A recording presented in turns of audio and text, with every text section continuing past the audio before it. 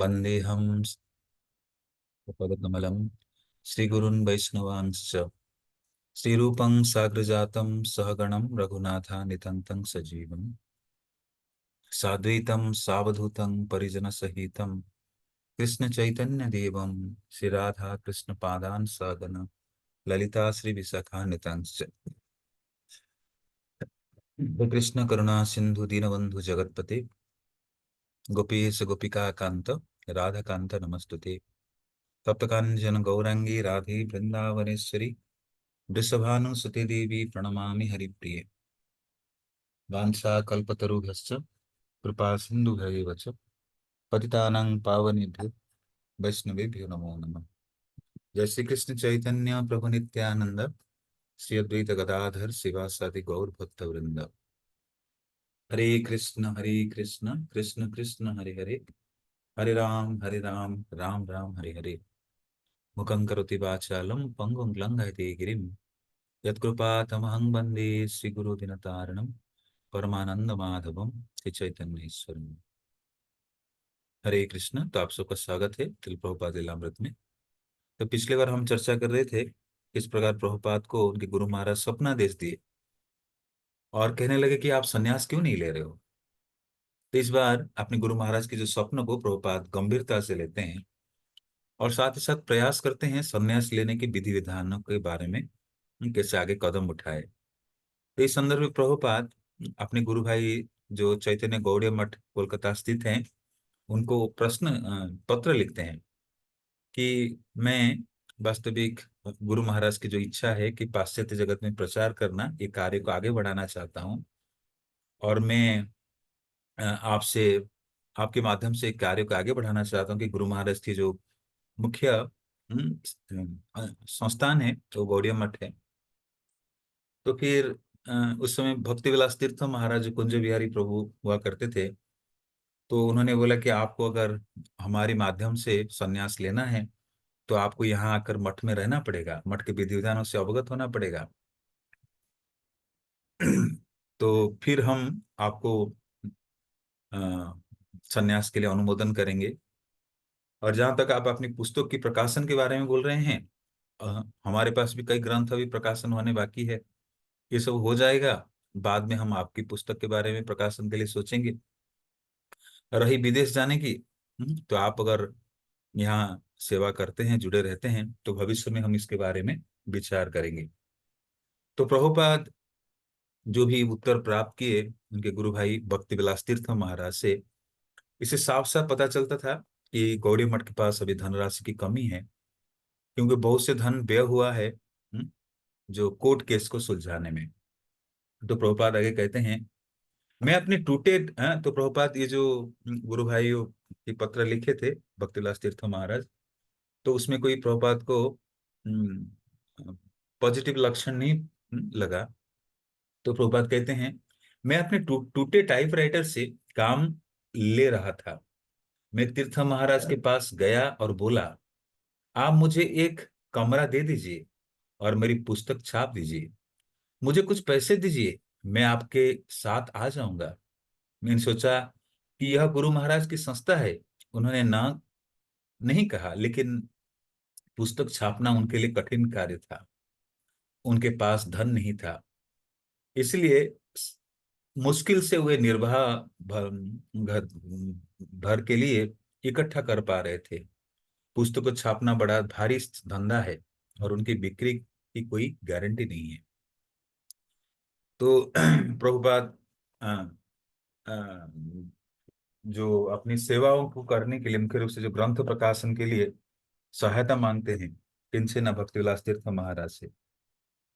हाँ, क्योंकि उनका यही महान मुख्य आदेश था गुरु महाराज से कि ग्रंथों को प्रकाशन करना और वितरण करना। लेकिन ये कार्य किए बिना प्रभुपाद रुक भी नहीं सकते, कि प्रभुपाद के मुख्य कार्य यही था, जो ग्रंथों को प्रकाशन करना और वितरण करना। बिना पुस्तकों की छपाई और पश्चिम की यात्रा के सन्यास का अभय के लिए कोई अर्थ नहीं था। तो प्रभुपाद ग्रंथ इसलिए प्रकाशन कर रहे थे क्योंकि इसी कार्य के लिए वो विशेष शक्ति प्राप्त करके आए थे, और साथ साथ इन ग्रंथों का आधार बनाकर तो पाश्चात्य जगत जाना चाहते थे। तो सन्यास के लिए, सन्यास के वास्तविक अर्थ है, जो कार्य, महान कार्य विश्व जगत कल्याण हेतु जा रहे हैं करने के लिए, हैं, तो उनके आधार बनेगी ये ग्रंथ। तो उस कार्य को कैसे प्रभुपाद बिना किए रह सकते हैं? और कौन जानता था कि तीर्थ महाराज उन्हें संन्यास लेने की अनुमति कब देंगे? तो देंगे नहीं देंगे, कब देंगे, कुछ पता नहीं था। कोलकाता जाकर केवल खुली हवा और प्रकाश वाले कमरे में रहने का कोई मतलब नहीं था। यह तो उनके पास वृंदावन में भी था। अभय ने तीर्थ महाराज को उत्तर दिया और उसमें अंग्रेजी भाषी जनता में जाकर प्रचार करने के लिए श्रील भक्तिसिद्धांत सरस्वती के सीधे आदेश का उल्लेख किया। तो प्रभुपाद भक्तिविलास तीर्थ महाराज के पास जाकर प्रस्ताव रखते हैं कि मैं खाली कमरे में बंद होने नहीं आया हूँ, गुरु महाराज की जो मुख्य इच्छा है उसको पूर्ण करने आए हूँ। प्रचार कार्य को जारी रखना होगा, प्राण अच्छे जार सेतु प्रचार। इसलिए मुझे अंग्रेजी भाषा में जाकर प्रचार करने के लिए गुरु महाराज आदेश दिए हैं। मैं ये आदेश किए बिना कैसे रह सकता हूँ? वे पश्चिम के देशों का तुरंत जाना चाहते थे और उन्होंने सोचा था कि चैतन्य मठ उनके इस प्रस्ताव का स्वागत करेगा, क्योंकि भक्तिसिद्धांत महाराज के मूल संस्थान है गौड़ीय मठ।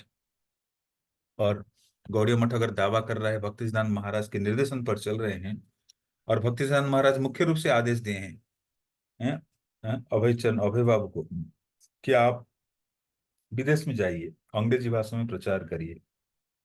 तो प्रभुपाद इसलिए अपने मूल जो गुरु महाराज के जो मुख्य संस्थान है गौड़ीय मठ से संपर्क कर रहे हैं, ताकि वो गुरु महाराज की इच्छा को समझे। हम्म अभय और तीर्थ महाराज दोनों की जिम्मेदारियां थी, लेकिन मिलकर कार्य करने से शायद वे अपने आध्यात्मिक गुरु की इच्छाओं की पूरा कर सके। अभय ने तीर्थ महाराज को पुनः विचार करने को कहा। 7 मई 1959 ईस्वी में भक्तिविलास तीर्थ महाराज ने जवाब दिया। भक्तिविलास तीर्थ महाराज प्रभुपाद से उत्तर देते हैं, मेरा सुझाव यह है कि शीघ्रता में कोई निर्णय न ले। अभी आप हमारे साथ रहे और अपने को संस्था की सेवा में लगाए, तब त्रिदंड संन्यास ले। त्रिदंड धारण करने का उद्देश्य संस्था की सेवा करना है। यदि आपकी यही इच्छा है तो श्री चैतन्य मठ आपके अमेरिका जाकर प्रचार करने के बारे में तय करेगा और इसके लिए सारी व्यवस्था करेगा। हाँ? तो प्रभुपाद के पास भक्तिविलास तीर्थ महाराज के पत्र आता है, जिसमें वो प्रभुपाद को सलाह देते हैं कि आप इस कार्य में शीघ्रता ना करें। पहले तो हम आप आकर हमारे साथ रहे गौड़ीय मठ में, और संन्यास लेने के बाद भी आपकी यही मुख्य कार्य रहेगा, सेवा में लगना। किस त्रिदंड धारण करने की इच्छा है यही है, कि शरीर मन वचनों से भगवान की सेवा में संलग्न हो। और आपकी यही इच्छा है तो चैतन्य मठ आपको विदेश जाने में भी सहायता करेगा। यह आश्वासन भक्तिविलास तीर्थ महाराज करते हैं। संस्था का यह सिद्धांत कभी नहीं हो सकता कि हर व्यक्ति को उसकी इच्छा या प्रयास के अनुसार कार्य करने दिया जाए। हम्म। प्रमुखों के परामर्श से संस्था तय करेगी कि किसे क्या करना है। मैं केवल यही कहना चाहता हूँ। तो भक्ति विलास तीर्थ महाराज समझा के बोल रहे हैं कि किसी को स्वतंत्र कार्य कुछ ना हो, जैसे संस्था के वरिष्ठ जन या संस्था के जो भी अथॉरिटी है वो जैसे बोलते हैं वैसे करना चाहिए, संस्था के साथ तालमेल लेके चलना चाहिए।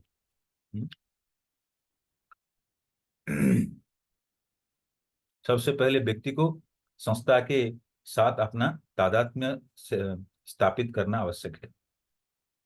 अमेरिका या बाहर के अन्य देशों में प्रचार करने के लिए यह आवश्यक है कि पृष्ठभूमि में एक गौरवशाली संगठन हो, और दूसरे यह भी जरूरी है कि विदेशों में प्रचार के लिए जाने से पहले व्यक्ति भारत में ख्याति अर्जन कर ले। तो ये सलाह कौन दे रहे हैं? भक्तिविलास तीर्थ महाराज, कि आप अगर भारत में प्रसिद्ध होंगे तो अभी अमेरिका में जाएंगे तो उसका प्रभाव पड़ेगा, इसलिए आप यहाँ रहकर प्रचार करिए। और अपनी व्यक्तित्व को स्थापित करिए। तो आपकी कीर्ति या यश भारत में फैलना चाहिए। अभी अमेरिका जाएंगे तो लोग आपको सम्मान करेंगे, पूछेंगे ये सलाह कौन दे रहे हैं? भक्तिविलास तीर्थ महाराज, उनके गुरु भाई। पश्चिम में पहले की तरह अब सभाएं या बैठक नहीं होता, संचार दूरदर्शन के माध्यम से होता है। तो ज्यादातर आधुनिक समय में लोग सोशल मीडिया, टेलीविजन, इस सब का सहारा ले रहे हैं। तो पहले बैठक हुआ करता था, पंडाल कार्यक्रम, सत्संग कार्यक्रम, लेकिन आजकल सब ऑनलाइन होने लगा। उस समय की बात है जब प्रभुपाद की बात समय है। तो भक्ति विलास तीर्थ महाराज करे, अभी तो टेलीविजन के जमाना है, संचार या दूरदर्शन के समय हो गया है।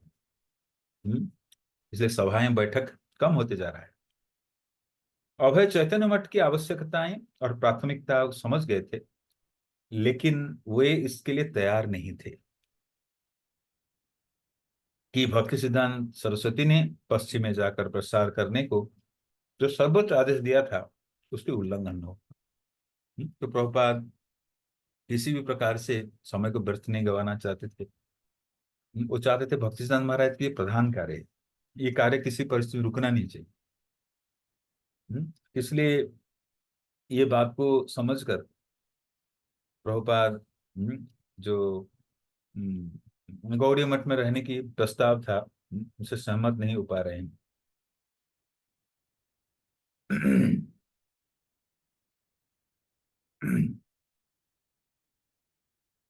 अभय ने चैतन्य मठ के नेताओं को अपनी सेवाएं यह सोचकर अर्पित की थी कि वे लोग भी उन्हीं जैसा सोचते होंगे। उनका विचार था कि कृष्ण भावनामृत के लिए तड़पते हुए संसार की तत्कालिक जरूरत देखकर मठ के नेता समझ जाएंगे। तो प्रभुपाद को लग रहा था कि जो मठ में निवासी लोग हैं वो बड़े परिपक्व हैं, और प्रभुपाद के जो विजन है, प्रभुपाद की जो योजना है, उसको सराहना करेंगे, तारीफ करेंगे, जरूरतों को समझेंगे। हम्म।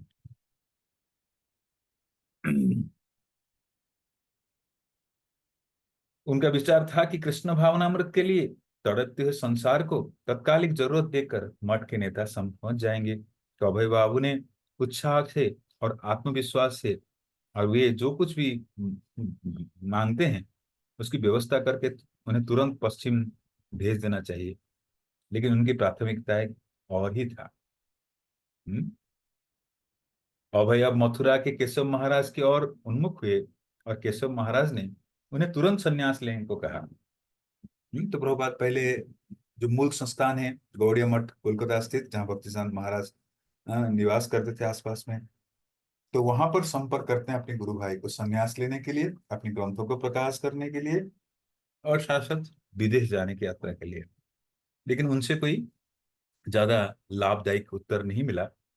इसलिए प्रभुपाद अपने प्रिय दूसरा गुरु भाई केशव महाराज, भक्ति प्रज्ञा केशव महाराज, जो मथुरा से गौड़ी मठ में रहते हैं, उनसे संपर्क करते हैं। तो तो केशव महाराज उनको कहते हैं कि आप तुरंत संन्यास के लिए तैयारी करें, तुरंत संन्यास ले, विलंब ना करें। तीर्थ महाराज से पत्र व्यवहार के बाद संन्यास लेने के विषय में वे कुछ अनिश्चितता अनुभव करने लगे थे। हम्म। और अब क्योंकि उन्हें साग्रह प्रोत्साहित प्रोत्साहित किया जा रहा था, अतः वे विरोध कर रहे थे, लेकिन केशव महाराज का आग्रह बना रहा। तो प्रभुपाद कभी कभी अगर निर्णय नहीं ले पाते थे, तो केशव महाराज की बातों को गंभीरता से लेते थे, क्योंकि वरिष्ठ सन्यासी हैं जो वास्तविक भक्तिसिद्धांत महाराज के मूल को समझते हैं। इसलिए वो आग्रह बना रखे। जैसे प्रभुपाद कई वर्षों से उनको सपना आ रहा था, लेकिन बात उतना गुरुत्व नहीं देते थे, लेकिन इस बार इसको गुरुत्वपूर्ण लिए हैं, महत्वपूर्ण आदेश मानकर गुरु के श्रील प्रभुपाद कार्य कर रहे हैं। तो पहले अपने एक गुरु भाई को पत्र लिखे, उनसे मदद मांगे, लेकिन वहां से जब कोई सकारात्मक उत्तर नहीं मिला, तो प्रभुपाद फिर मथुरा स्थित केशव गौड़ीय मठ, भक्ति प्रज्ञा केशव महाराज जहाँ पर है, उनके संपर्क करते हैं। तो प्रभुपाद को और समय की दुविधा लग रहा है, लेकिन केशव प्रज्ञा महाराज कहते हैं कि आपको तुरंत लेना चाहिए, विलंब नहीं करना चाहिए। चलो प्रभुपाद, कुछ लिखता हुआ मैं वृंदावन में अकेला बैठा था। तो प्रभुपाद कुछ लिख रहे थे, वृंदावन में अकेले बैठे हैं।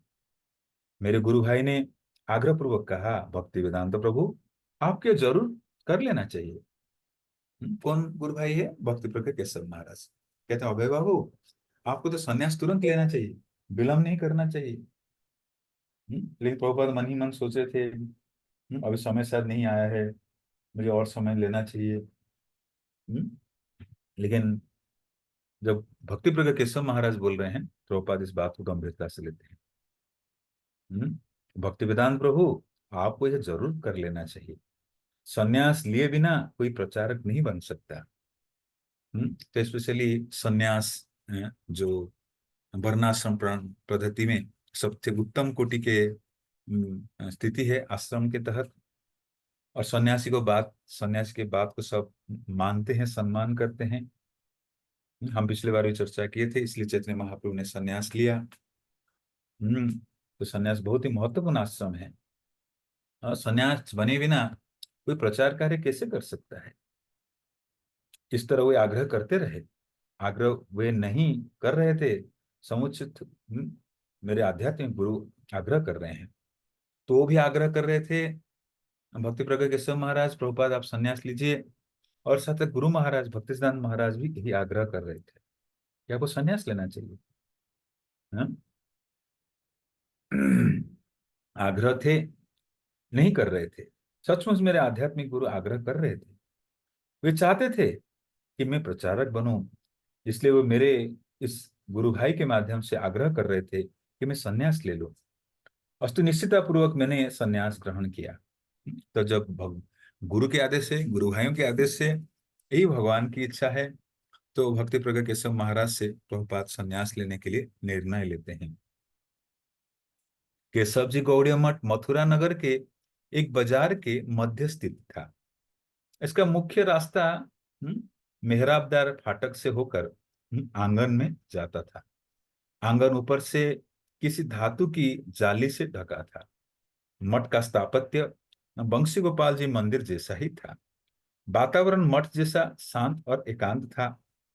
वहां के लिए अभय सुपरिचित और समादृत व्यक्ति थे। तो जो केशव जी गौड़ीय मठ के निवासी भक्त लोग प्रभुपाद को बड़े सम्मान देते थे और हृदय से उनका आदर करते थे। प्रभुपाद के बारे में जानते थे। और स्पेशली जो मठ के सदस्य है, जो भक्ति प्रज्ञ केशव महाराज के अनुयायी गण हैं, जिनकी प्रगाढ़ भक्ति श्रद्धा है भक्ति प्रज्ञ केशव महाराज के प्रति, तो उसी मात्रा में प्रभुपाद की को भी जानते हैं, जो प्रभुपाद को सम्मान करते हैं, आदर करते हैं। वातावरण मठ जैसा शांत और एकांत था। वहां के लिए अभय सुपरिचित और समादृत व्यक्ति थे। वो वहां रह रहे थे, और वहां के पुस्तकालय में बैठकर उन्होंने अध्ययन और लेखन कार्य किया था, तथा गौड़ीय पत्रिका का संपादन किया था। तो अतीत में प्रभुपाद कभी वहाँ इस गौड़ीय मठ में आए हैं, जो केशव जी गौड़ीय मठ मथुरा स्थित। अब प्रभुपाद आकर कुछ लेखन कार्य अपना यहाँ किए हैं। और अपने जो भक्ति सिद्धांत महाराज की जो पत्रिका है, उस पत्रिका, ऑडियो पत्रिका को भी संपादन किए हैं। मठ को उन्होंने भगवान चैतन्य के शिव विग्रह का दान किया था, जो राधा और कृष्ण के विग्रह के बगल में आसन पर विराजमान थे।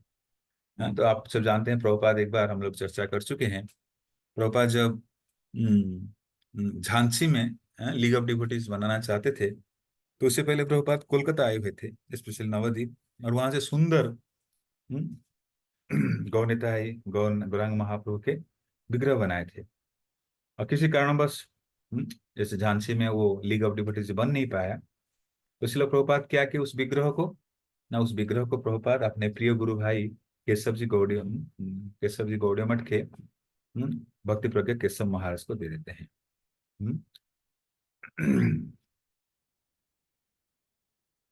भगवान चैतन्य के विग्रह।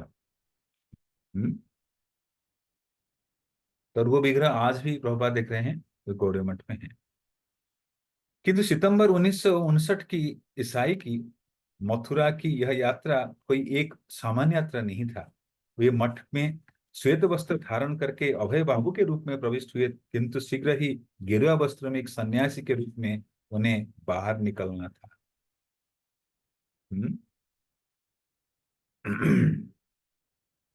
तो प्रभुपाद जब आए थे केशव जी गौड़िया मठ मथुरा में, तो एक वानप्रस्थ की भांति तो सफेद वस्त्र में थे। लेकिन अभी जब उनके गुरु महाराज, स्पेशली जो सन्यास गुरु हैं भक्ति प्रज्ञ केशव महाराज, जो सहमति दे दिए हैं, तो प्रभुपाद फिर सन्यास लेने के बारे में सोच रहे हैं। और शीघ्र ही वो सन्यास वेशभूषा धारण करके बाहर निकलना था। पिछले 9 वर्ष से अभय एक विरक्त के भांति रह रहे थे। हाँ? उन्हें किसी समारोह का आयोजन करके या गेरुआ वस्त्र धारण करके अपने को साधु घोषित करने की जरूरत नहीं थी। हाँ? तो प्रभुपाद कोई डिक्लेरेशन नहीं करते थे, कि मैं वास्तविक गेरुआ वस्त्र धारण कर लिया हूँ, बड़ा व्यक्तित्व हो गया हूँ। तो पिछले 9 वर्षों में से तो प्रभुपाद एक विरक्त के भांति रहे थे, ए डिटाच पर्सन। तो ऑलरेडी बैरागी है, ऑलरेडी विरक्त है। हाँ?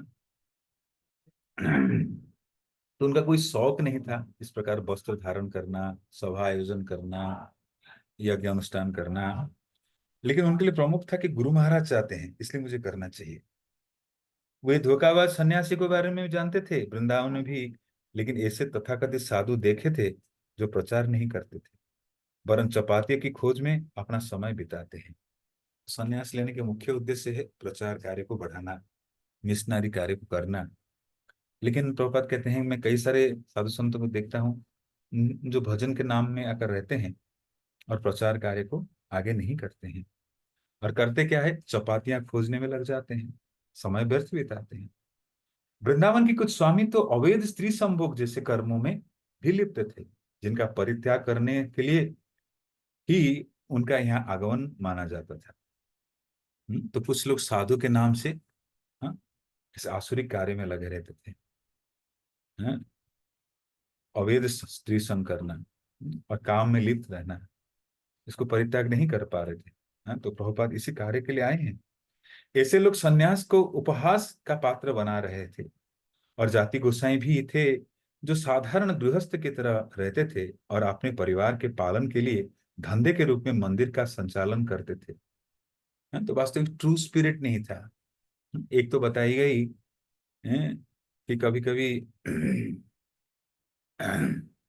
धोखाबाज सन्यासी रहते हैं। तो तथाकथित साधु है जो प्रचार नहीं करते हैं वरन चपाती खोजने में समय व्यर्थ गवाते हैं। कुछ और लोग हैं सोकल साधु सन्यासी, तो स्त्री संग करके समय बिताते हैं। और उनको भी जिनका परित्याग करने के लिए उन्होंने यहाँ आगमन माना जाता था। ऐसे लोग सन्यास को उपहास के पात्र बना रहे थे। तो सन्यास एक बहुत बड़ा ध्रुव है, सत्य है, संकल्प है। सन्यास को साधारण नहीं समझना चाहिए। ए क्वालिफाइड कैंडिडेट बिकम सन्यासी एक्चुअली। तो सन्यास एक महत्वपूर्ण स्थिति है। लेकिन कुछ लोग इसको सहज बना दिए हैं, सरल बना, सहज बना दिए, चिप बना दिए हैं। विधि विधानों का पालन नहीं करते हैं, नशा करते हैं, स्त्री अवैध स्त्री संग करते हैं। हाँ, तो ये कैसे सन्यासी हैं? ऐसे लोग सन्यास का उपहास बनाते हैं।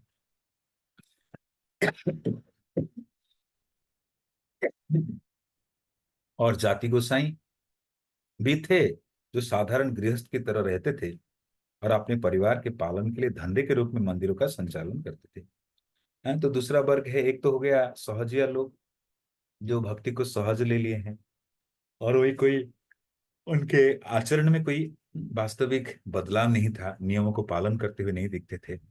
और दूसरे जाति गोसाई जो मंदिर चलाते हैं, वो परिवार चलाने के लिए इस प्रकार के कार्य करते हैं।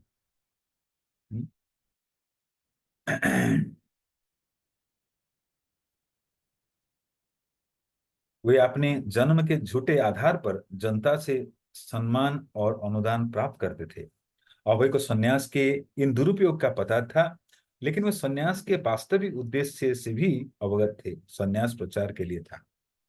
तो एक तरह सन्यासी, चीफ सन्यासी जो सहजिया है, हाँ, जो चपाती इकट्ठे करने में समय व्यर्थ गवाते हैं, कई सारे भिक्षाटन करते हैं, मधुकरी। और कुछ लोग प्रचार कार्य नहीं करते थे। और कुछ लोग पापमय जीवन बिताते थे, अवैध स्त्री संग आदि करके समय बिताते थे। ये भी सन्यास की विपरीत स्थिति है। हम्म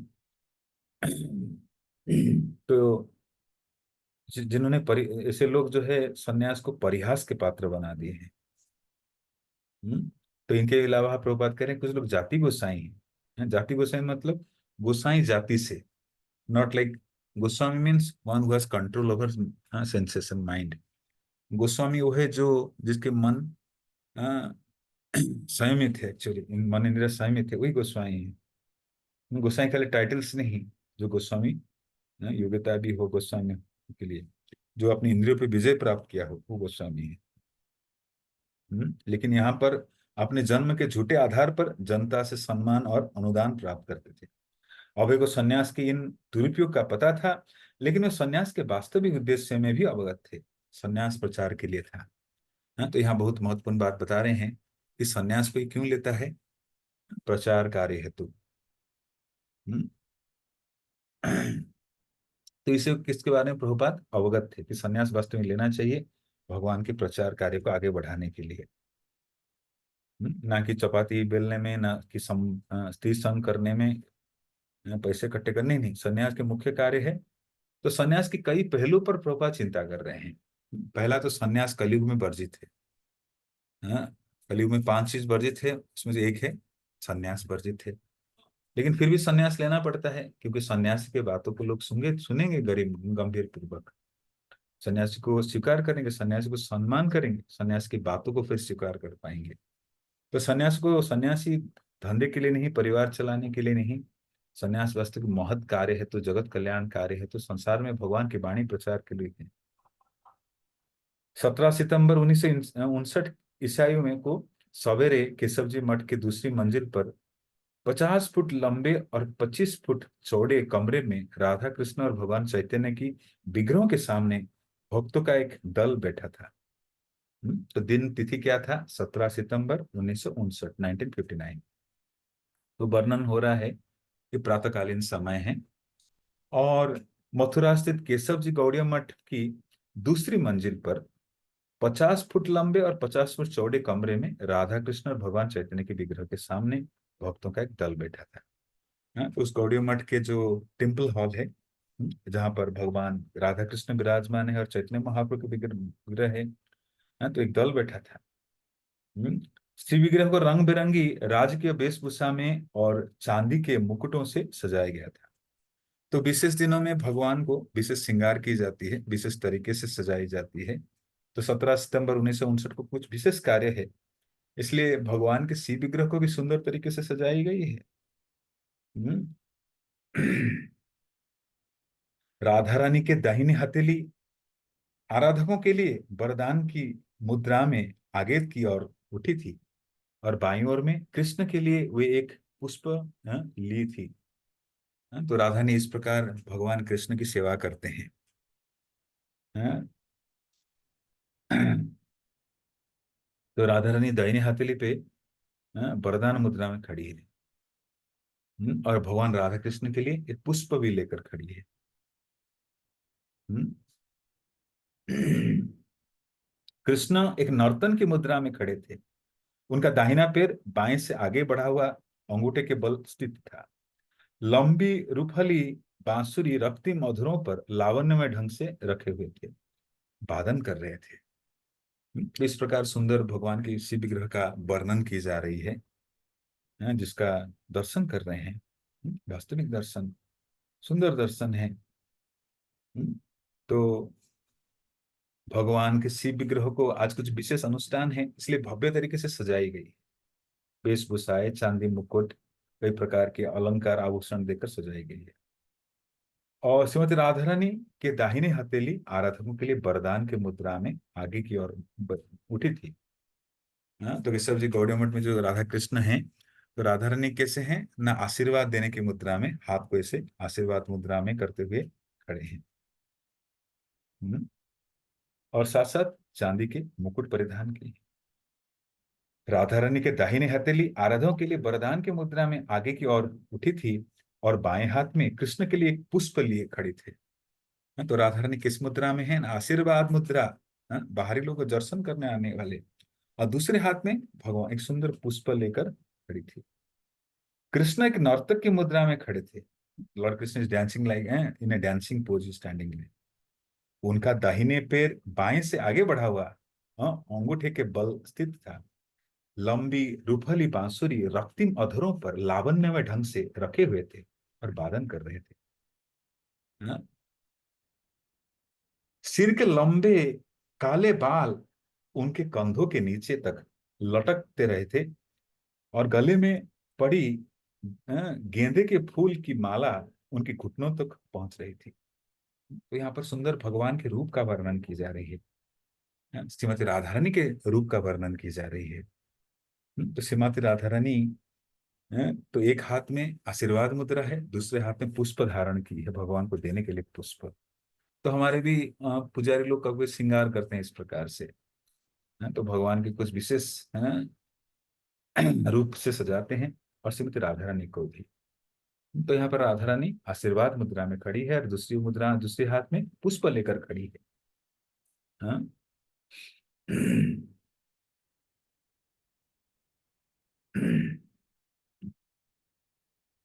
उनके दाहिने और भगवान चैतन्य की प्रतिमा थी।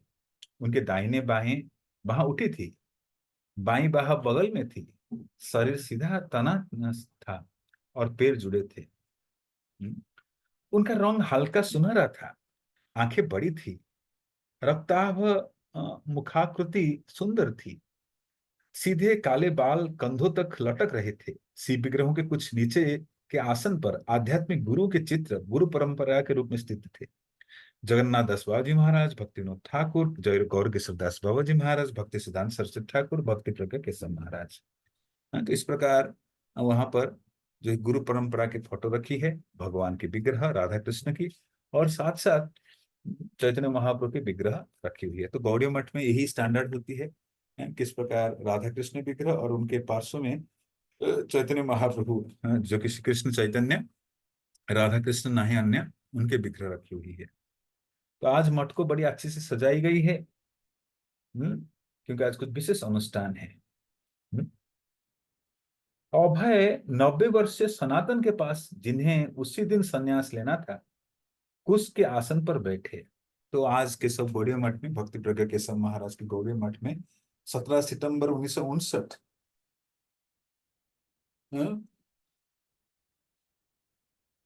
उस दिन दो व्यक्ति, दो डिवोटी संन्यास ले रहे हैं। एक तो 90 वर्षीय सनातन है जो संन्यास लेने वाले हैं, और साथ साथ अभय बाबू भी संन्यास लेने वाले हैं। इन दोनों अभ्यर्थियों के सामने बैठ केशव महाराज के शिष्य नारायण महाराज मंत्रों के पाठ, यज्ञ का अनुष्ठान के लिए अग्नि के धान्य घी की आहुतियां डालते की तैयारी करने लगे थे। तो आज के ये जो दीक्षा अनुष्ठान है 17 सितंबर 1959 के दिन 1959, तो केशव जी महाराज के शिष्यगण उपस्थित थे, और भक्तिवेदांत नारायण महाराज जो कि यज्ञ आदि कर रहे थे। तो ये सब उपस्थित हैं इस महान अनुष्ठान पर। अभय ने गुरु भाई अकिंचन कृष्णदास बाबा जी महाराज, जो अपने मधुर संगीत के लिए प्रसिद्ध थे, मृदंग बजा रहे थे और वैष्णव भजन गा रहे थे। तो प्रभुपाद के और एक गुरु भाई थे कृष्णदास बाबा जी महाराज, जो बड़ी सुंदर मधुर स्वर से कीर्तन किया करते थे।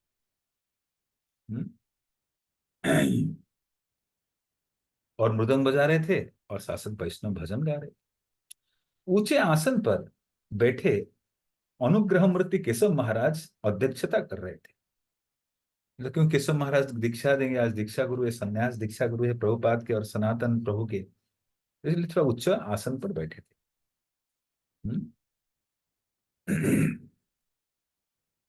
क्योंकि न तो कोई नोटिस जारी किया गया था और न किसी का निमंत्रण भेजा गया था, इसलिए मठ के कुछ आवासिक ही उपस्थित थे।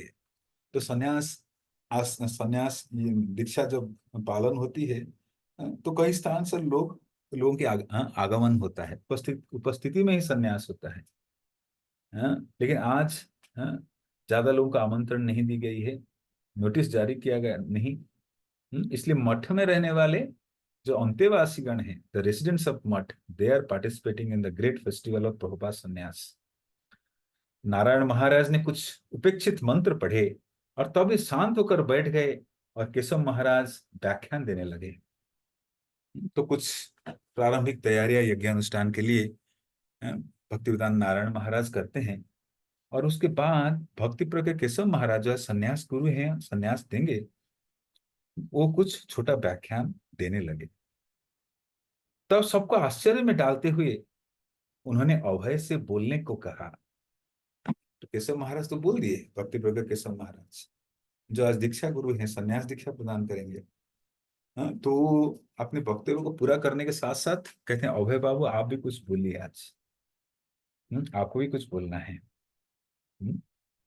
अभय को इसकी आशा न थी। अपने चारों ओर बैठे भक्तों के समुदाय पर उन्होंने दृष्टि डाली थी, तो वे समझ गए थे कि सबके सामान्य भाषा हिंदी थी। केवल केशव महाराज और कुछ अन्य अंग्रेजी बोलने वाले थे, लेकिन उन्हें मालूम था कि उनको अंग्रेजी में ही बोलना है। तो प्रभुपाद बोलने से पहले चारों ओर देखते हैं कौन कौन भाषी लोग हैं यहाँ पर। उसी अनुसार मैं भाषा पर्टिकुलर हिंदी या किसी में बात करूंगा। और जहां तक मठ की बात है, सीधे साधे लोग हैं। हाँ, कुछ लोग हिंदी समझते हैं, कुछ लोग बांग्ला समझते हैं। जहां तक अंग्रेजी की बात है, अभय बाबू अंग्रेजी समझ सकते हैं, उनके गुरु महाराज भक्ति प्रज्ञ केशव महाराज समझ सकते थे।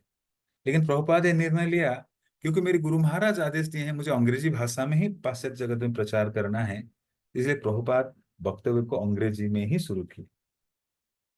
अभय के भाषण के बाद प्रत्येक नवदीक्षित को उसका संन्यास दंड प्राप्त हुआ, जो सिर जितना ऊंचा था और 4 बेतों को एक में बांध करके बनाया गया था और गेरुए वस्त्र से पूर्णतः आच्छादित था। और सन्यासी को सन्यास के वस्त्र दिए गए, एक गेरुआ टुकड़ा धोती के लिए, एक टुकड़ा ऊपर पहनने के लिए और 2 टुकड़े कौपिन के लिए। तो सन्यास गुरु जो सन्यास कैंडिडेट है उनको सन्यास वस्त्र प्रदान करते हैं। सर्वप्रथम इस प्रकार होता है, गले में पहनने के लिए उन्हें तुलसी की माला भी मिली और मिला सन्यास मंत्र। केशव महाराज ने कहा कि आज से अभय का नाम भक्ति वेदांत स्वामी महाराज होगा और सनातन को मुनि महाराज के नाम से संबोधित की जाएगी। तो प्रभुपाद की दीक्षा अनुष्ठान हुई। जो दीक्षा उनको प्रदान किए भक्ति प्रज्ञ केशव महाराज। लेकिन इसी अनुष्ठान के आयोजन में भक्ति वेदांत नारायण महाराज यज्ञ अनुष्ठान कर रहे हैं, आहुतियां डाल रहे हैं। हाँ? और उनके गुरु भाई अकिंचन दास बाबा जी महाराज, कृष्णदास महाराज, वो क्या कर रहे हैं, सुंदर कीर्तन के माध्यम से महालुक में और सुंदरता ला रहे हैं। एक सुंदर कोट है चैतन्य भागवत में कि वास्तविक जो अर्चा विग्रह वो जीवित होते हैं हरिनाम के माध्यम। हरिनाम इतने शक्तिशाली है कि व्यक्ति को जीवित कर देता है।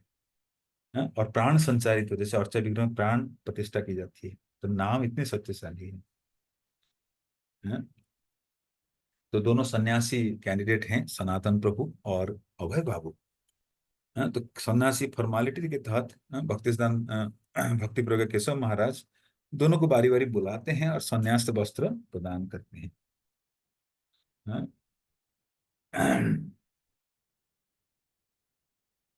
गले में पहनने के लिए उन्हें तुलसी माला भी मिली और मिला सन्यास मंत्र।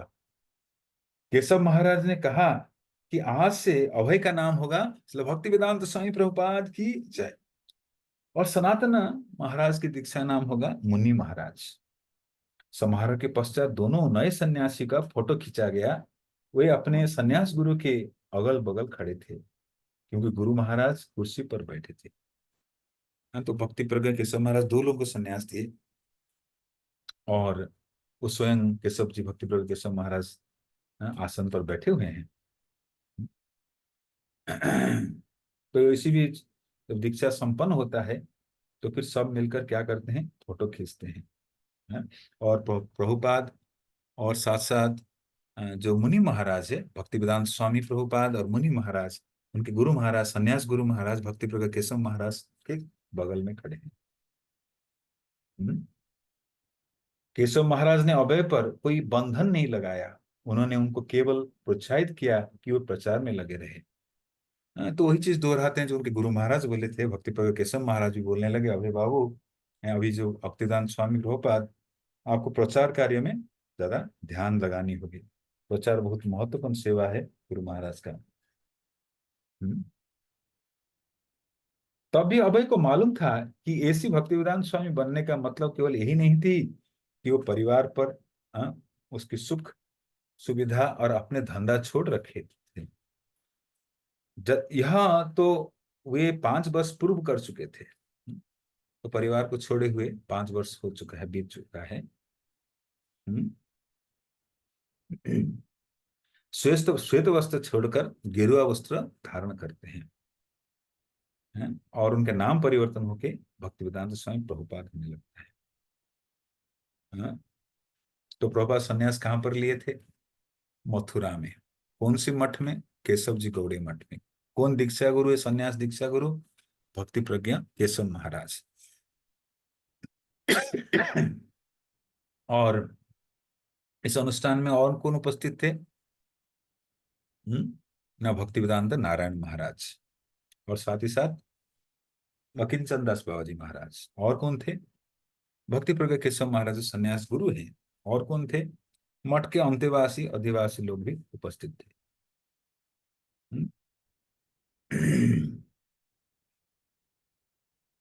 श्वेत वस्त्र छोड़कर गेरुआ वस्त्र पहनने का और अभय बाबू को की जगह भक्ति वेदांत स्वामी महाराज कहलाने का विशेष महत्व उस आदेश में निहित था जो उन्होंने प्राप्त किया था। उस प्रतिबद्धता में जो अटल थी। अब तो वह समय जाने आने ही वाला था जब भक्तिवेदांत स्वामी पश्चिम की यात्रा जाएंगे।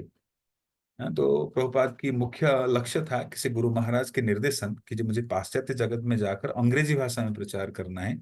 इस आदेश को प्रभुपाद बड़ी गंभीरता से लिए। हम्म, इस प्रतिबद्धता जो निर्देश है इसलिए प्रभुपाद बड़ी गंभीरता से लिए। तो इस प्रतिबद्धता में वो अटल थे। अब तो यह समय आने ही वाला है था जब भक्तिवेदांत स्वामी पश्चिम की यात्रा कर जाएंगे क्योंकि भक्तिवेदांत महाराज का आदेश था। यह उनके सन्यास के नए पद की उनकी पर उपलब्धि होगी। तो सन्यास लेने के मुख्य उद्देश्य प्रचार करना है। ऑलरेडी प्रभुपाद के पास आदेश है अपने गुरु महाराज के। हाँ।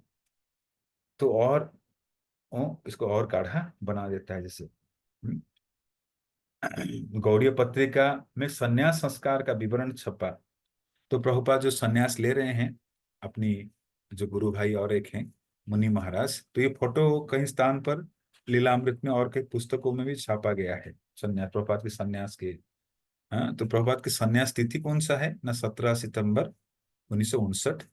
और वही तिथि जिस दिन जो चैतन्य महाप्रभु के जो बड़े भ्राताश्री थे विश्वरूप, वो भी सन्यास लिए थे। हाँ, तो ये मेमोरेबल डे है प्रभुपाद की सन्यास। जगत कल्याण है तो सब कुछ निछावर करना भगवान के चरण में। हम्म, तो इनके सन्यास लेने की फोटो और सूचना गौड़ीय पत्रिका में छपने लगा जिसमें श्री भक्तिवेदांत स्वामी महाराज के जीवन चरित्र और उनके जीवन के महत्वपूर्ण घटनाओं को समावेश किया गया था। विवरण का अंतिम अंश इस प्रकार था। हिंदी अंग्रेजी बंगाली में लिखा लेखन के उनके उत्साह और योग्यता को देखकर भक्तिवेदांत महाराज ने उनसे त्रिदिन संन्यास लेने को कहा। पिछले 1 साल से वे संन्यास लेने के लिए तैयार थे। भाद्रव मास में जिस दिन विश्वरूप के संन्यास ग्रहण किया गया, ये महीना क्या था? भाद्र पूर्णिमा। भाद्र पूर्णिमा में भागवतम कथा भी संपन्न हुई थी। विश्वरूप संन्यास दिवस है। हम्म, और भाद्र पूर्णिमा भी है। तो भाद्र पूर्णिमा तिथि में प्रभुपाद संन्यास लिए थे। कहा जाता है कि भाद्र पूर्णिमा तिथि में स्वर्णिम सिंहासन पर अगर कोई भागवतम प्रदान करता है तो वो भगवत धाम को प्राप्त करता है।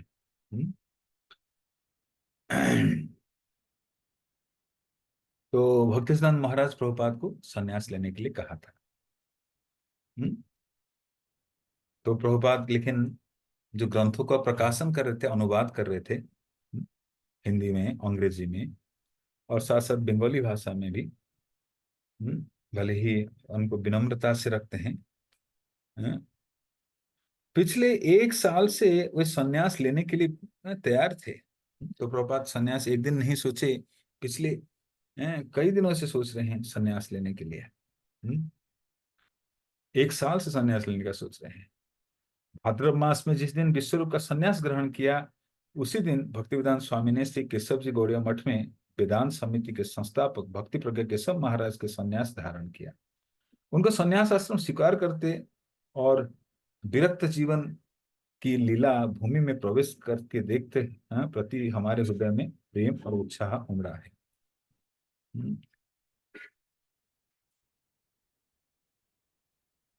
तो इस प्रकार ये जो अध्याय थी, वृंदावन के निवासी प्रभुपाद कैसे संघर्ष करके दिल्ली से आकर वृंदावन में जो छिपीवाड़ा मंदिर है वहाँ निवास करते हैं। और साथ साथ प्रभुपाद परवर्ती समय वृंदावन में आ जाते हैं, बंसी गोपाल मंदिर में।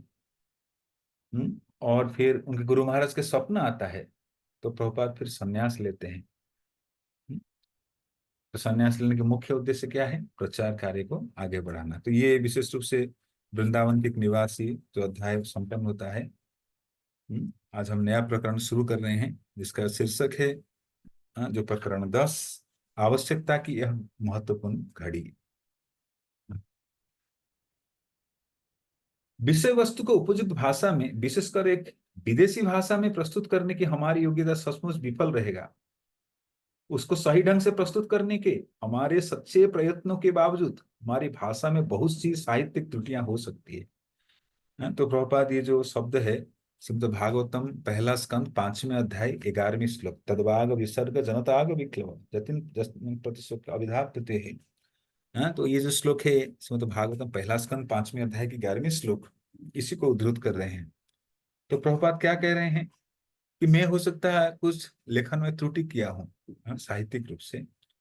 विषय वस्तु को उपयुक्त भाषा में, विशेषकर विदेशी भाषा में प्रस्तुत करना कि हमारी योग्यता सचमुच विफल रहेगी। और उसके सही ढंग से प्रस्तुत करने की हमारी सब प्रयत्नों के बावजूद हमारी भाषा में बहुत सी साहित्यिक त्रुटि हो सकती है। तो देयर में be lot of incomplete like हैं जो प्रभुपाद दिए हैं, उसमें कुछ कमियां हो सकती है। इसके बावजूद हमारी भाषा में बहुत सी साहित्यिक त्रुटियां हो सकती, किंतु हमें विश्वास है कि हमारी त्रुटियां कितने भी क्यों ना हो, फिर भी प्रस्तुत विषय वस्तु की गांधीर्य पर भी लोग ध्यान ला जाएगा और समाज के नेता उसे स्वीकार करेंगे, क्योंकि वह सर्वशक्तिमान परमात्मा के महिमा गान का एक सच्चा प्रयत्न है जिसकी इस समय घोर आवश्यकता है। भक्ति वेदांत स्वामी ने अभी जो प्रकरण चल रहा है, प्रभुपाद के संन्यास दीक्षा संपन्न हो चुकी है और प्रभुपाद केशव जी गौड़ी मठ में रह रहे हैं मथुरा स्थित। तो भक्तिवेदांत स्वामी केशव मठ में कुछ भक्तों के साथ लेकर प्रचार के लिए आगरा, कानपुर, झांसी, दिल्ली की अल्पकालिक यात्रा की, लेकिन वे अपने स्थान बंसी गोपाल जी मंदिर के शीघ्र लौट आए। हाँ?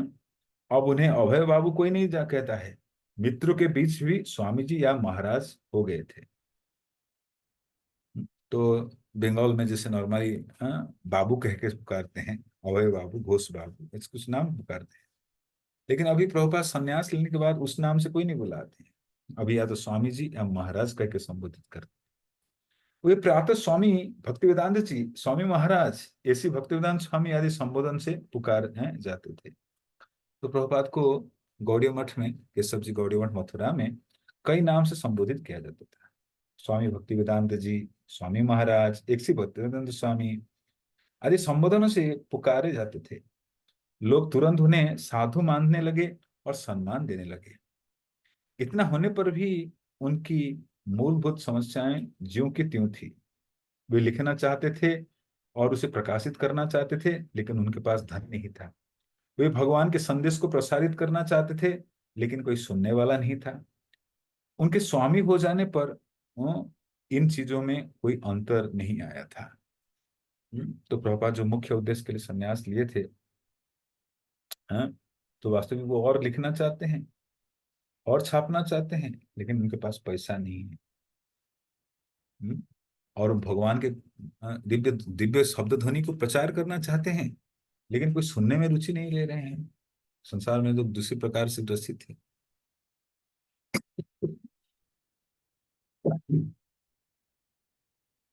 उनके स्वामी हो जाने से इन चीजों में कोई अंतर नहीं आता था। जब एक पुस्तकालय अध्यक्ष ने भक्तिवेदांत स्वामी की सलाह दी कि पुस्तक लिखे, क्यों ये स्थायी होती है, जबकि समाचार पत्र एक बार पढ़ने के बाद फेंक दिए जाते हैं। तो प्रभुपाद एक बार जब अपनी पुस्तकों को भगवान चैतन्य महाप्रभु की जो शब्द ध्वनि उसको प्रकाशित कर कर लाइब्रेरी में बांट रहे थे। तो लाइब्रेरियन कहे समझाता है प्रभुपाद को, क्या समझाता है कि अभय बाबू, आप कितने पत्रिका छापेंगे, मैगजीन छापेंगे, लोग पढ़ के फेंक देंगे, लेकिन ग्रंथ लिखिए, लोग उसको संभाल के रखेंगे। तो महत्वपूर्ण बातें कहते हैं कि पुस्तक की कितनी महत्ता है कि हो सकता है मैगजीन कोई पढ़ के फेंक दे, कभी अखबार को मैं लोग पढ़ के फेंक देते हैं, लेकिन ग्रंथों को कोई नहीं फेंकेगा, उसको धारण करेगा, लेकर चलेगा। और उसी से उसका कल्याण होगी। तो पुस्तक छापना कितने महत्वपूर्ण है, प्रभुपाद को एक लाइब्रेरियन कहते हैं, प्रभुपाद जब लाइब्रेरी गए थे। हम्म, तो प्रभुपाद इसको क्या समझे कि साक्षात मेरे आध्यात्मिक गुरु मुझे कह रहे हैं ये कार्य करने के लिए। तो शुद्ध भक्त लोग जब कोई निर्देश मिलता है भगवान के इशारे से, कोई व्यक्ति के माध्यम से, उसको बड़ा गंभीरता से लेते हैं। प्रभुपाद अनुभव कर पा रहे हैं ये और कोई व्यक्ति नहीं बोल रहा है, साक्षात मुझे गुरु महाराज बोल रहे हैं। हाँ, तो प्रभुपाद की जो लाइब्रेरियन के जो सलाह, कि आप मैगजीन लिख के क्या होगा, पुस्तक लिखिए। तो प्रभुपाद इसको कैसे स्वीकार किए कि जैसे सचमुच उनके गुरु महाराज उनसे कह रहे हैं उसको करने के लिए।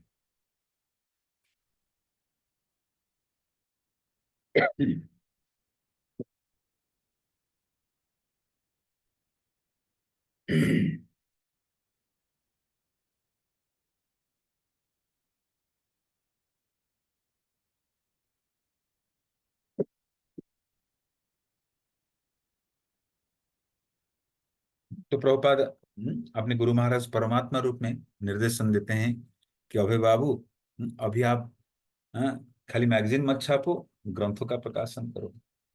लेकिन प्रभुपाद के पास एक समस्या थी कि धनराशि नहीं था। हाँ, तब भारतीय सेना के एक अधिकारी ने भी, जिसे बैक टू गॉड हेड पसंद थी, वही बात कही। तो दो बात एक साथ आ रहा है।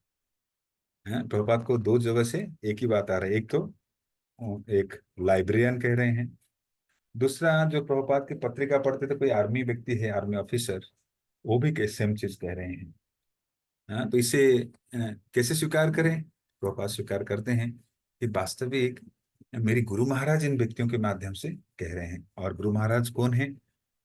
Spiritual master the external manifestation Krishna which is resided in the heart of chaitya guru actually.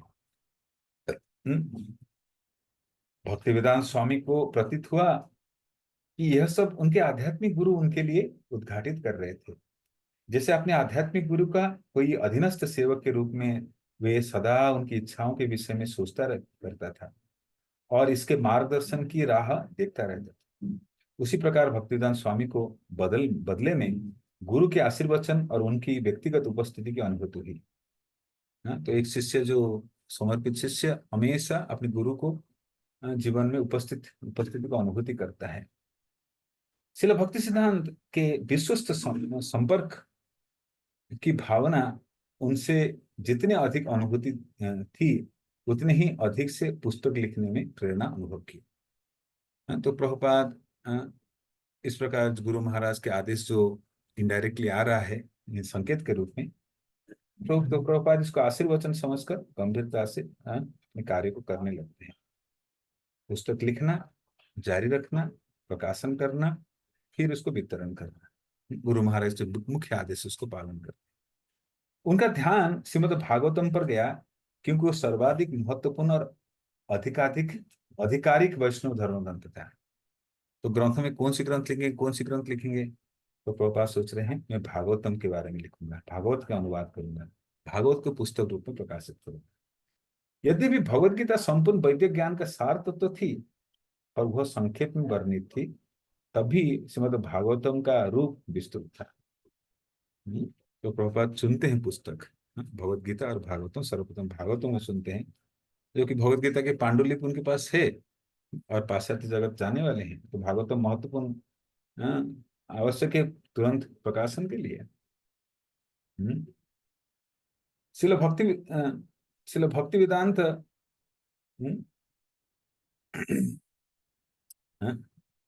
शिल भक्ति सिद्धांत सरस्वती ठाकुर तथा भक्तिनाथ ठाकुर दोनों ने भागवत पर बंगला की टीका में लिखी थी।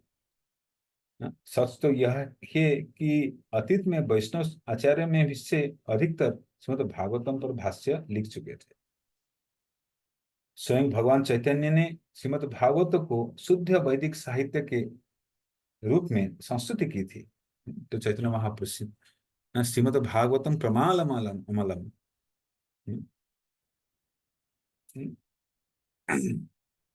आराध्य भगवान ब्रजेश तनय तद्धाम वृंदावन, श्रीमद् भागवतम प्रमाण अमलम अमलम, श्री चैतन्य महाप्रभु मतमिदम। चैतन्य महाप्रभु मत देते हैं कि भागवतम जैसे ग्रंथ संसार में नहीं है, लेकिन साथ साथ कई लोग इसके बारे में टीकाएं आदि दिए हुए हैं, भाष्य दिए हुए हैं। तो प्रभुपाद फिर भी इसके ऊपर अपनी जो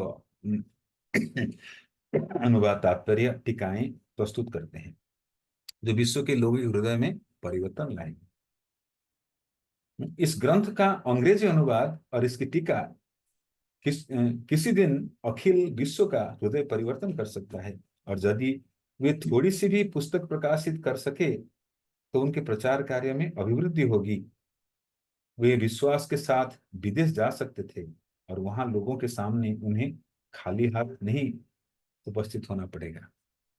तो प्रभुपाद भागवतम को लेकर जाते हैं पाश्चात्य जगत। प्रभुपाद कहते मैं नहीं ले जा रहा हूँ, भागवतम मुझे लेकर जा रहा है पाश्चात्य जगत।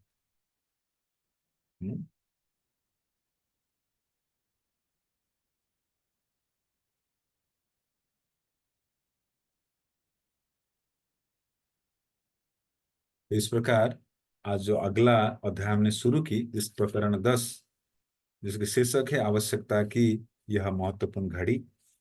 तो संन्यास लेने के बाद प्रभुपाद की ये लालसा और गंभीर हो जाता है विदेश जाने का, प्रचार करने का। लेकिन प्रचार करने के लिए आधार चाहिए, इसलिए भागवतों को चुनते हैं प्रभुपाद। प्रभुपाद पहले ही गीता के टीका आदि लिख चुके थे, तात्पर्य लिख चुके थे, लेकिन किसी कारण से उनके माताजी इसको बेच डाले, तो पुनः प्रभुपाद लिखना चालू करते हैं भगवद गीता पर टीका। लेकिन साथ साथ प्रभुपाद सोच रहे हैं कि भागवतम वैष्णवों के बड़े प्रिय ग्रंथ है, इसलिए उसी को चुनते हैं और उसी को लेकर विदेश जाने का प्रभुपाद सोच रहे हैं। खाली हाथ कैसे जाऊं, कुछ अनमोल तोहफा लेकर जाऊं, और भागवतम जैसे तोहफा कोई हो ही नहीं सकता है। नहीं?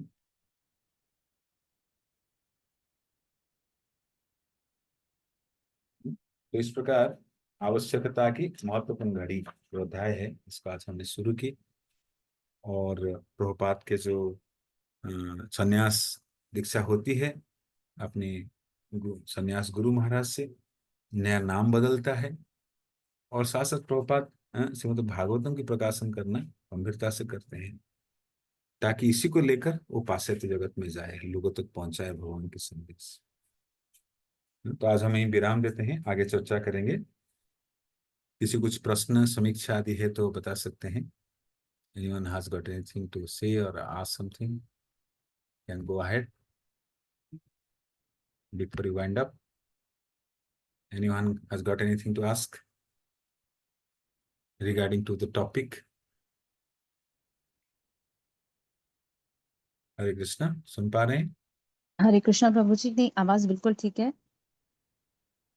शायद किसी को क्वेश्चन नहीं होगा। प्रभु जी एक क्वेश्चन मैं पूछ लूं? हरे कृष्णा। प्लीज।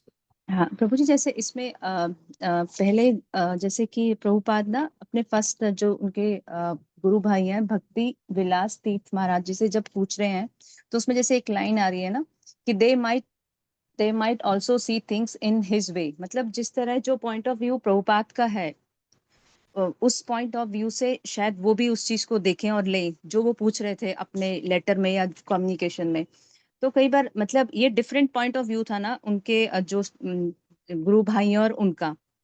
तो इस मतलब इस तरह हमारी लाइफ में कभी कभी ऐसा होता है कि हम एक पॉइंट ऑफ व्यू से चल रहे होते हैं, और जो सामने वाले हैं, God brother and God sisters, उनका एक अलग पॉइंट ऑफ व्यू रहता है।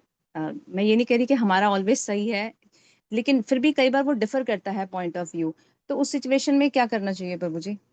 जैसे हाँ, अभी तो इन्होंने जैसे फिर केशव महाराज की तरफ मतलब एग्जैक्टली, उन्होंने सेकंड डिसीजन ले लिया।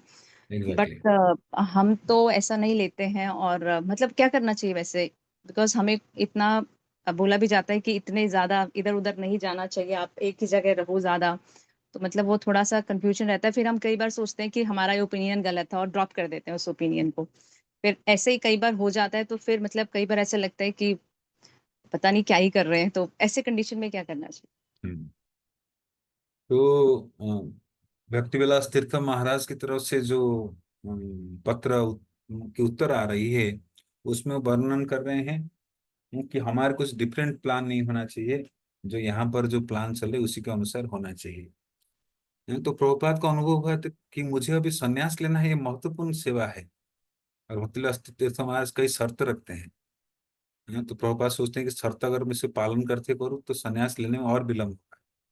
और गुरु महाराज मुझे ऑलरेडी 3 बार स्वप्नादेश दे चुके हैं, इसलिए इस बार मुझे गंभीरता से लेना पड़ेगा संन्यास लेने की योजना। तो उन्होंने कुंज बिहारी प्रभु जो हैं भक्तिलास तीर्थ महाराज, उनको कुछ विरोध नहीं किए। लेकिन क्योंकि उनके कार्यक्रम बड़े विलम्ब है, उनकी आप पुस्तक छापो, हमारी छपने के बाद छपेगा। तो कई प्रकार की चीज है जो प्रभुपाद की जो इमीडिएट नीड है संन्यास लेना, उसमें जैसे बाधा उत्पन्न कर रहा है, प्रभुपाद का संन्यास और डिले हो जाता है। तो प्रभुपाद इस जो क्राइसिस की घड़ी में निर्णय लेते हैं, बड़ी मजबूती से निर्णय लेते हैं। इसलिए वो उनसे भी वरिष्ठ गुरु भाई भक्ति प्रज्ञा केशव महाराज से सलाह लेते हैं और सपनों के बारे में बोलते हैं, जिसको केशव महाराज बड़े अच्छे से गाइड भी करते हैं। तो वो कहते हैं गुरु महाराज के आदेश को पालन करना चाहिए। तो प्रभुपाद केशव जी महाराज के जो आदेश को पालन प्राप्त किए, इसको और भी गंभीरता से लेते हैं। मैं स्वप्न देखा था, और केशव जी महाराज, भक्ति प्रज्ञा केशव महाराज सहमत भी हो रहे हैं। हाँ, तो हमारे जीवन में आप पूछ रहे हैं, sometime we think what is doing right, क्या मैं जो कर रहा हूँ कि साधु शास्त्र के अनुसार कर रहा हूँ, मुझे निर्देशन मिला है मेरी दिनचर्या के तहत उसी अनुसार कर रहा हूँ, कि स्वतंत्र रूप से कर रहा हूँ? स्वतंत्र अनुमोदित नहीं है। जो उन्नत कोटि के भक्त हैं वो समझ पाते हैं कि भगवान के निर्देशन है, उसी के अनुसार करना चाहिए। तो साधक भी यही भावना रखकर चलता है कि जो भगवान जैसे मुझे करेंगे उस अनुसार मैं चलूंगा, सहयोग करके। हम्म, तो इस प्रकार साथ साथ प्रभुपाद ये देख रहे हैं कि मेरे गुरु महाराज के महत्वपूर्ण आदेश हैं, जिसको मैं अवहेलना नहीं कर सकता। कभी कभी कुछ आदेश आता है जिसको हम पेंडिंग कर सकते हैं, लेकिन कुछ कुछ आदेश तुरंत आवश्यक है, उसको हम नेग्लेक्ट नहीं कर सकते हैं, तुरंत ही करना चाहिए। हाँ, इसी कारण से प्रभुपाद, जैसे आप प्रश्न किए कि कभी कभी हम भी दुविधा में रहते हैं, रिजल्व नहीं कर पाते हैं। जैसे प्रभुपाद भक्ति प्रज्ञा केशव महाराज की, हमें इसी अनुसार चलना चाहिए। तो what is the method Prabhupada adopted? He consulted some higher Vaishnav to take decisions in life.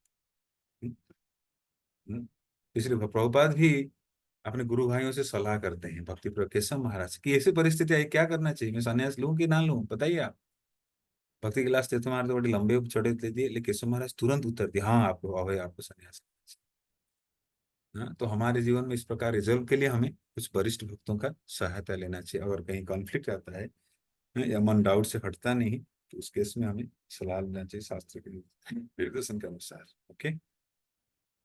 Yes प्रभु जी, थैंक यू प्रभु जी। प्रभु जी एक ना क्वेश्चन लास्ट क्लास से था, मैं पूछ हाँ, सकती हूँ अभी? जी लास्ट जी। क्लास से जो आपकी, जैसे प्रभु जी आपने एक चीज बोली थी ना लाइन में कि बोली और करनी में इक्वल, मतलब डिफरेंस नहीं होना चाहिए, जैसे जो हम बोलते हैं वैसा ही करना चाहिए। पर जैसे हम मतलब किसी को बोलने के लिए, किसी को प्रीच करने के लिए बोल तो बहुत कुछ देते हैं, जैसे कि भगवान के नाम में और भगवान में कोई फर्क नहीं है, बट खुद को इतना तो फील नहीं है अभी, मतलब ऐसे बहुत सारी चीजें बोल देते हैं बोलने के लिए, पर जब उसके एक्चुअली में करने में आते हैं तो मुझे लगता है 20 या 30% भी शायद ही करते होंगे। तो मतलब क्या स्टेज है हमारी? हम्म। तो यही बोलते बोलते अभ्यास करते करते पालन होता है, जो प्रचार के ही उद्देश्य है। कि हम जो बोलेंगे, पढ़ेंगे, श्रवण करेंगे, तो फिर पालन करने की स्थिति आएगी। क्योंकि भक्ति कृपा के मार्ग है। भक्ति में हर पहलू पे कृपा चाहिए। श्रवण करना भी कृपा चाहिए, श्रवण के बाद कीर्तन करना भी कृपा चाहिए, श्रवण कीर्तन के बाद स्मरण करना भी कृपा चाहिए। भक्ति हर अंग में कृपा चाहिए। कृपा के बिना हम चल नहीं पाएंगे।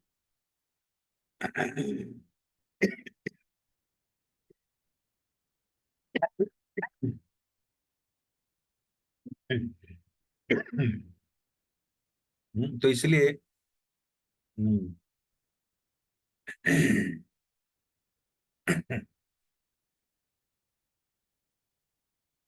तो इसलिए जो है, हम कुछ बोलते हैं और पालन नहीं करते हैं, तो बोलेंगे तो फिर पालन करने की अवसर भी आएगी। ऐसा नहीं कि पालन करने के लिए बोलना की प्रतीक्षा कर देंगे, नहीं नहीं। हाँ, तो हम धीरे धीरे बोलेंगे तो फिर वो पालन की अवस्था तक आएगी। जैसे कोई भगवत गीता श्लोक सीखता है, हाँ, तो इनिशियली उस श्लोक का अर्थ नहीं समझ पाता है, श्लोक उच्चारण नहीं कर पाता है, लेकिन अभ्यास करता है। और ही अभ्यास, हाँ, करते करते वो बैठ जाता है, फिर पालन करने की स्थिति में आ जाता है। जैसे भक्तिसिद्धांत महाराज प्रभुपाद को बोले थे, कोई हो ना हो, अब दीवाल को भी प्रचार करो, बोलते रहो बोलते रहो।